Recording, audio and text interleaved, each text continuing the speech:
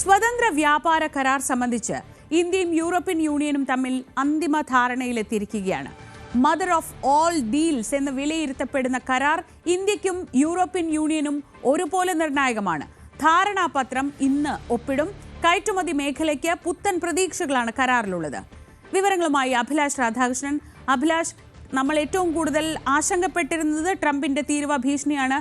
ഓരോ സാഹചര്യങ്ങളും അല്ലെങ്കിൽ കൃത്യമായ ഇടവേളകളിൽ ട്രംപ് ഈ തീരുവയുടെ കാര്യം പറഞ്ഞ് ഭീഷണിപ്പെടുത്തുമ്പോൾ ഇന്ത്യക്ക് മുന്നോട്ട് വെക്കാനുള്ളത് യൂറോപ്യൻ രാജ്യങ്ങളുമായി, യൂറോപ്യൻ യൂണിയനുമായി എത്തുന്ന നിർണായകമായ ഈ കരാറാണ്. അത് വിളിക്കപ്പെടുന്നത് പോലെ മദർ ഓഫ് ഓൾ ഡീൽസ് എന്ന് പറയുമ്പോൾ അത്രയേറെ പ്രാധാന്യമുള്ള ഒന്നുമാണ്. എന്താണ് ഈ കരാറിന്റെ വിശദാംശങ്ങൾ പുറത്തു വരുന്നത്? എങ്ങനെയൊക്കെയായിരിക്കും അത് ഇന്ത്യക്ക് ഗുണകരമായി മാറുക?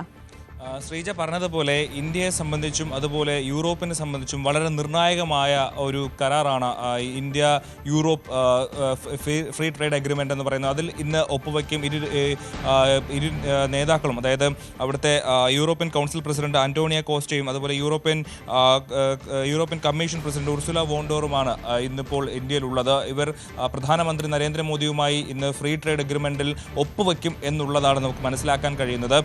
ഇതുമായി ബന്ധപ്പെട്ട് എല്ലാ മേഖലയിലും ഇന്ത്യയും അതുപോലെ തന്നെ യൂറോപ്പുമായി ബന്ധപ്പെട്ടുള്ള എല്ലാ വ്യാപാര മേഖലയിലും വലിയ രീതിയിലുള്ള വളർച്ച ഉണ്ടാകുമെന്ന് ഉള്ളതാണ് നമുക്ക് മനസ്സിലാവുന്നത്.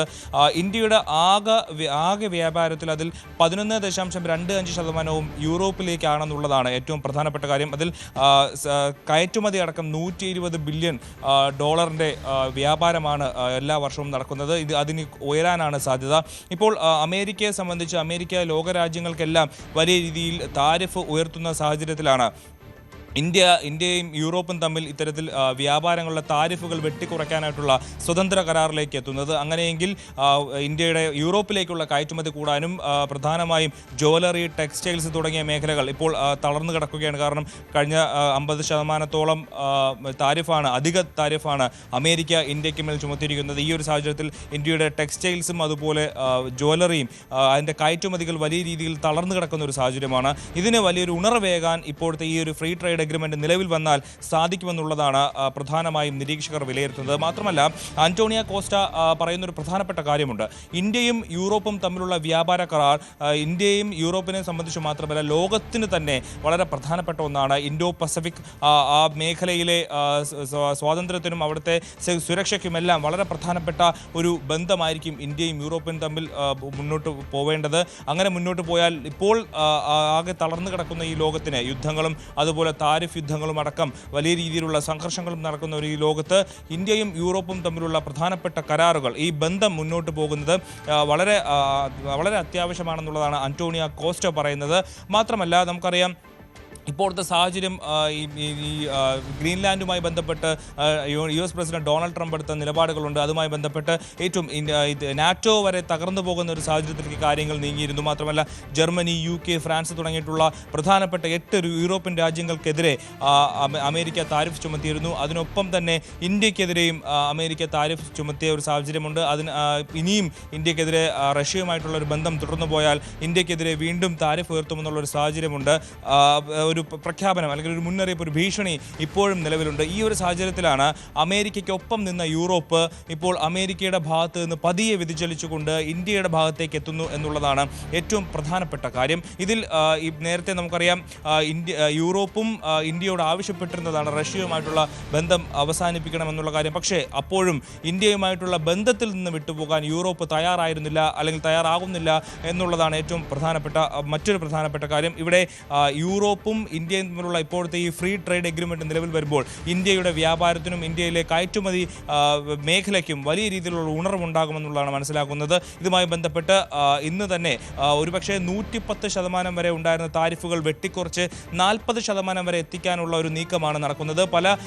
പല കാര്യങ്ങളും പ്രധാനപ്പെട്ട മേഖലകളിലും ഒരുപക്ഷെ കയറ്റുമതി താരിഫ് ഇറക്കുമതി താരിഫ് ഒഴിവാക്കാനുള്ള ഒരു സാഹചര്യം കൂടിയുണ്ട്. അങ്ങനെ അതുമായി ബന്ധപ്പെട്ടുള്ള ചർച്ചകൾ നടന്നുകൊണ്ടിരിക്കുകയാണ്. അതിൽ അന്തിമഘട്ടത്തിലേക്ക് എത്തിയെന്നാണ് മനസ്സിലാകുന്നത്. ഇന്നൊരു പക്ഷേ ഇന്ത്യയും യൂറോപ്പും തമ്മിലുള്ള ഫ്രീ ട്രേഡ് അഗ്രിമെന്റ് ഒപ്പിടാനുള്ള ഒരു സാധ്യതയാണ് കാണുന്നത്. ഇനി അറിയേണ്ടത് എങ്ങനെയായിരിക്കും അമേരിക്ക ഇതിനോട് പ്രതികരിക്കുക എന്നതാണ്. ഒരു പക്ഷേ ഈ തീരുവ ഭീഷണിയൊക്കെ ഒരു ഉപകാരമായി, നമ്മൾ ഈ ഉർവശി ശാപം ഉപകാരമായി എന്നൊക്കെ പറയുന്നത് പോലെ അതൊരു കണക്കിന് നന്നായി. 19 വർഷം ഇന്ത്യ കാത്തിരുന്നത് അല്ലെങ്കിൽ നമ്മൾ കാത്തിരുന്നതാണ് ഇങ്ങനെ ഒരു കരാറിലേക്ക് പോകാൻ വേണ്ടി. അതൊരു പക്ഷേ ഈ ഭീഷണിയുടെ പശ്ചാത്തലത്തിൽ യാഥാർത്ഥ്യമാവുമ്പോൾ മറ്റൊരു വൻ ശക്തി ഉയർന്നു വരുന്നത് ട്രംപിന് ഒരിക്കലും സഹിക്കാൻ കഴിയില്ല. നമുക്കറിയാം പലപ്പോഴും ഇത്തരം യാഥാർത്ഥ്യങ്ങൾ വരുമ്പോൾ ട്രംപ് താഴോട്ട് ഇറങ്ങി വരുന്നതാണ് നമ്മളെപ്പോഴും കണ്ടിട്ടുള്ളത് അഭിലാഷ്. അതിപ്പോൾ ചൈനയുടെ കാര്യത്തിലായാലും ഒക്കെ നമുക്കറിയാം ഒരു പ്രധാനപ്പെട്ട വെല്ലുവിളി ഉയർന്നു വരുമ്പോൾ ട്രംപും അമേരിക്കയും ഇതുവരെ സ്വീകരിച്ച നിലപാടിൽ നിന്നൊക്കെ അയഞ്ഞ് താഴോട്ട് വരുന്നത് കാണാറുണ്ട്. ആ തരത്തിൽ ഒരു നിലപാട് മാറ്റം പ്രതീക്ഷിക്കപ്പെടുന്നുണ്ടോ? നിലവിൽ ഇപ്പോൾ താരിഫ് യുദ്ധവുമായി ബന്ധപ്പെട്ട് ഇന്നും നമുക്കിപ്പോൾ ഏറ്റവും ലേറ്റസ്റ്റ് ആയിട്ട് ലഭിക്കുന്ന വിഷയം സൗത്ത് കൊറിയയ്ക്കെതിരെയും 25% താരിഫ് ചുമത്തുമെന്നുള്ള പ്രഖ്യാപനം ഡൊണാൾഡ് ട്രംപ് നടത്തിയിരിക്കുന്നു എന്നുള്ളതാണ് മനസ്സിലാകുന്നത്. അവരുടെ ട്രേഡ് ഫ്രെയിംവർക്ക്, അമേരിക്ക മുന്നോട്ട് വെച്ച ട്രേഡ് ഫ്രെയിംവർക്ക് കാലതാമസം എടുക്കുന്നു സൗത്ത് കൊറിയയുടെ നാഷണൽ അസംബ്ലി അംഗീകരിക്കാൻ എന്നുള്ള കാര്യം ഉന്നയിച്ചുകൊണ്ട് സൗത്ത് കൊറിയയ്ക്കെതിരെ 25% ഇപ്പോൾ ഡൊണാൾഡ് ട്രംപ് പ്രഖ്യാപിച്ചിരിക്കുകയാണ് താരിഫ്. അതുപോലെ കഴിഞ്ഞ ദിവസം കാനഡയ്ക്കെതിരെ 100% താരിഫ് പ്രഖ്യാപിച്ചിരുന്നു. ചൈനയുമായി അടുക്കുന്നു എന്നുള്ള സംശയത്തിൻ്റെ പുറത്താണ് കാനഡയ്ക്കെതിരെ ഡൊണാൾഡ് ട്രംപ് താരിഫ് പ്രഖ്യാപിച്ചത്. അങ്ങനെ മാത്രമല്ല നേരത്തെ പറഞ്ഞതുപോലെ ജർമ്മനിയും UK-യും ഫ്രാൻസും അടക്കം അമേരിക്കയുമായി ചേർന്ന് നിൽക്കുന്ന രാജ്യങ്ങൾ, അമേരിക്കയുടെ ഏത് പിന്തിരിപ്പ് നിലപാടിലും ഒരുമിച്ച് നിൽക്കുന്ന അല്ലെങ്കിൽ അമേരിക്കയ്ക്ക് പിന്തുണ പ്രഖ്യാപിക്കുന്ന ഒരു ടീമാണ് ഈ യൂറോപ്പ് എന്ന് പറയുന്നത്. പക്ഷേ ഗ്രീൻലാൻഡിനെ തൊട്ട് കളിച്ചപ്പോൾ യൂറോപ്പിന് കൈപൊള്ളി. അങ്ങനെ വന്നപ്പോഴാണ് യൂറോപ്പ് അമേരിക്കയ്ക്കെതിരെ ഒരു നിലപാട്, അമേരിക്കയുടെ ആ വിഷയത്തിലെങ്കിലും ഒരു എതിരായ നിലപാടെടുക്കാനുള്ള ഒരു തീരുമാനമെടുത്തത്. ഈ ഒരു സാഹചര്യത്തിലാണ് അപ്പോൾ ഇന്ത്യയും അമേരിക്കയും തമ്മിലുള്ള ബന്ധം. ഇപ്പോൾ ഡൊണാൾഡ് ട്രംപ് പറയാറുണ്ട് പ്രധാനമന്ത്രി ഏറ്റവും നല്ല സുഹൃത്താണ്, പക്ഷേ നല്ല മനുഷ്യനാണ്, പക്ഷേ എന്നെ സംബന്ധിച്ച് എന്നെ സന്തോഷിപ്പിച്ചില്ലെങ്കിൽ ഞാൻ അതിന് ശക്തമായ രീതിയിൽ മറുപടി കൊടുക്കുമെന്നുള്ള ഒരു പ്രഖ്യാപനമൊക്കെ നടത്തിയിരുന്നതാണ്. പക്ഷേ അപ്പോഴും ഇന്ത്യയെ സംബന്ധിച്ച് ഇന്ത്യ വലിയ രീതിയിലുള്ള പരാമർശങ്ങളോ ഒന്നും നടത്താൻ പോയില്ല. പക്ഷേ കഴിഞ്ഞ നവംബർ മുതൽ അമേരിക്കയ്ക്കെതിരായിട്ടുള്ള അമേരിക്കയിൽ നിന്നുള്ള ഇറക്കുമതിയിൽ 30% വരെ തീരുവ ഉയർത്തിയ ഒരു സാഹചര്യമുണ്ട്. പക്ഷേ അത് വലിയ പ്രഖ്യാപനമൊന്നും ആയിരുന്നില്ല. അങ്ങനെ അമേരിക്കയുടെ 2 സെനറ്റർമാർ ഡൊണാൾഡ് ട്രംപിന് കത്തയച്ചപ്പോഴാണ് ഇന്ത്യയുടെ ഭാഗത്തു നിന്ന് ഇത്തരത്തിലൊരു നടപടിയുണ്ട്, അത് അമേരിക്കയിലെ കർഷകർക്ക് വലിയ തിരിച്ചടിയാകാനുള്ള ഒരു സാധ്യതയുണ്ടെന്ന് അമേരിക്കയുടെ സെനറ്റർമാർ തന്നെ ഡൊണാൾഡ് ട്രംപിന് കത്തയക്കുമ്പോഴാണ് അത്തരത്തിൽ ഒരു വാർത്ത തന്നെ പുറത്തു വരുന്നത്. അങ്ങനെ ഇന്ത്യയെ സംബന്ധിച്ച് വലിയ വാക്പോരുകൾക്കോ അല്ലെങ്കിൽ വലിയ ഡൊണാൾഡ് ട്രംപ് നടത്തുന്ന പോലെ വലിയ പ്രഖ്യാപനങ്ങൾക്കോ ഒന്നും നിൽക്കാറില്ല. സൈലൻ്റ് ആയിട്ടുള്ള പണികളാണ് തിരിച്ചു കൊടുക്കാറുള്ളത്.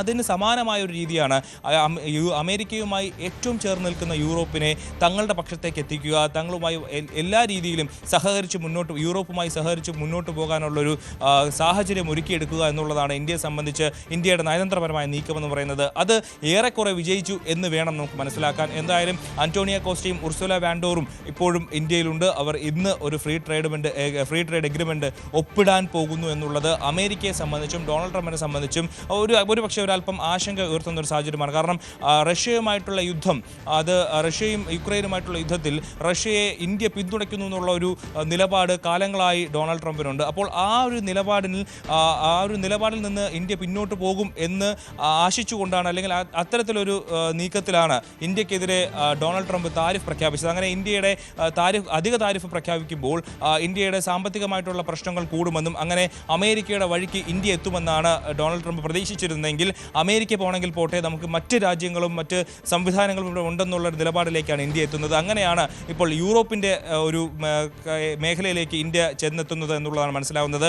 ഇതിനൊപ്പം നമുക്ക് ചേർത്ത് പറയാവുന്ന മറ്റൊരു കാര്യം ചൈനയുടേതാണ്. ചൈനയും അതുപോലെ ഫ്രാൻസും തമ്മിൽ വലിയ രീതിയിൽ അടുക്കുന്നു എന്നുള്ള കാര്യം നമുക്ക് മനസ്സിലാവുന്നുണ്ട്. കഴിഞ്ഞ വേൾഡ് എക്കണോമിക് ഫോറത്തിൽ ഫ്രഞ്ച് പ്രസിഡന്റ് ഇമ്മാനുവൽ മാക്രോൺ എടുത്തു പറഞ്ഞത് ചൈന യൂറോപ്യൻ രാജ്യങ്ങളിലേക്ക് ഇൻവെസ്റ്റ് ചെയ്യണം, അവിടെ കാര്യങ്ങൾ ചൈനയുടെ സഹായങ്ങളും നിക്ഷേപങ്ങളും യൂറോപ്പിലേക്ക് എത്തണം, അത് വലിയ രീതിയിൽ യൂറോപ്പിൻ്റെ സാമ്പത്തികത്തിനും അതുപോലെ ചൈനയുടെ സാമ്പത്തികത്തിനും വലിയ സഹായകമാകുമെന്നുള്ള വമ്പൻ പ്രഖ്യാപനം നടത്തിയിരുന്ന ഒരു സാഹചര്യമുണ്ട്. അതായത് അമേരിക്ക ആർക്കൊക്കെ എതിരെയോ സംസാരിക്കുന്നുണ്ടോ,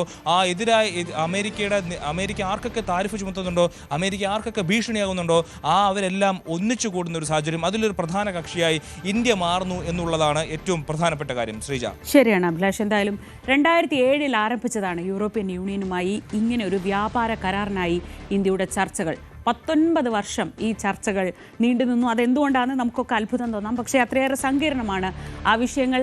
അങ്ങനെ 27 രാജ്യങ്ങൾ ഉൾപ്പെടുന്ന യൂറോപ്യൻ യൂണിയനുമായി ഇന്ത്യ വളരെ നിർണായകമായ ഒരു വ്യാപാര കരാറിൽ ഏർപ്പെടാൻ പോവുകയാണ്. അത് ഇന്ത്യക്ക് ഗുണം ചെയ്യുമെന്ന കാര്യത്തിൽ സംശയമില്ല. മറ്റൊന്ന്, ഒരു പുതിയ വേൾഡ് ഓർഡർ, അതിലേക്കാണോ കാര്യങ്ങൾ പോകുന്നത് എന്ന് സംശയിപ്പിക്കുന്ന തരത്തിൽ ഒരു ശക്തിയായി ഇന്ത്യക്കടക്കം കുതിച്ച് കയറാൻ കഴിയുന്ന ഒരു സാഹചര്യം കൂടിയുണ്ട്. അടുത്തയാഴ്ച കനേഡിയൻ പ്രധാനമന്ത്രി ഇന്ത്യയിലേക്ക് എത്തുകയാണ്. മാർക്ക് കാർണി വരുമ്പോഴും സമാനമായ ചർച്ചകളൊക്കെ ഉടലെടുക്കുന്നുണ്ട്. അങ്ങനെ നയതന്ത്ര തലത്തിൽ ഇന്ത്യക്ക് വളരെ അഭിമാനകരമായൊരു നേട്ടമാണ് ഇപ്പോൾ ഒപ്പിടാൻ പോകുന്ന ഈ സ്വതന്ത്ര വ്യാപാര കരാർ.